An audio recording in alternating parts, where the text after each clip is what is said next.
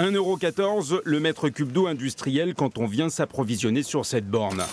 Contre plus de 4 € quand l'eau provient du robinet.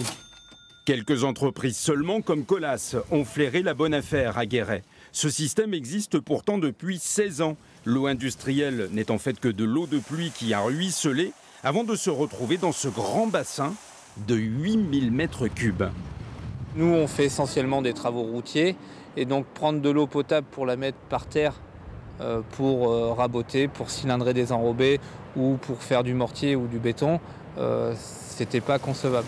Pour économiser l'eau potable, l'agglomération de Guéret souhaite aller encore plus loin en récupérant 300 mètres cubes d'eau par jour sortant de cette station d'épuration. On pourrait nettoyer les rues, ça pourrait être tout à fait ça. Ça pourrait être effectivement aussi pour arroser les stades. Donc ça consomme quand même pas mal d'eau. Je crois que c'est 70 mètres cubes à peu près par jour quand on arrose les stades. Donc voilà, ça pourrait être pour tous ces différents usages qui aujourd'hui se font avec de l'eau potable.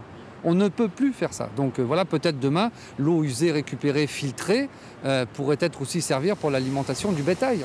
L'eau qui sort des stations d'épuration contient des bactéries, des virus ou autres protozoaires. Pour être utilisable, on doit tuer ces micro-organismes, avec par exemple ce réacteur à UV conçu par une société corrézienne qui en a déjà vendu 300 en France et à travers le monde.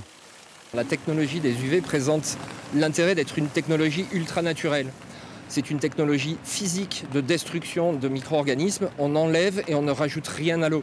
Contrairement à un traitement chimique, au chlore par exemple, vous modifiez le milieu et vous mettez dans le milieu naturel une molécule chimique.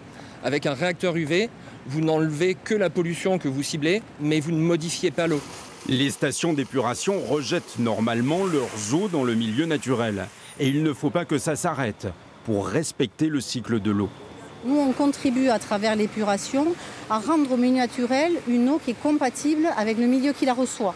Et le milieu naturel, les rivières ont besoin d'une quantité d'eau qui persiste. Donc il faut continuer à envoyer cette eau. On peut par contre en détourner une partie que l'on traite particulièrement pour venir alléger la tension en eau potable. En France, seulement 1% des eaux usées sont recyclées. Dans d'autres pays comme l'Espagne ou l'Italie, où la tension en eau potable est encore plus importante, on va jusqu'à 20%.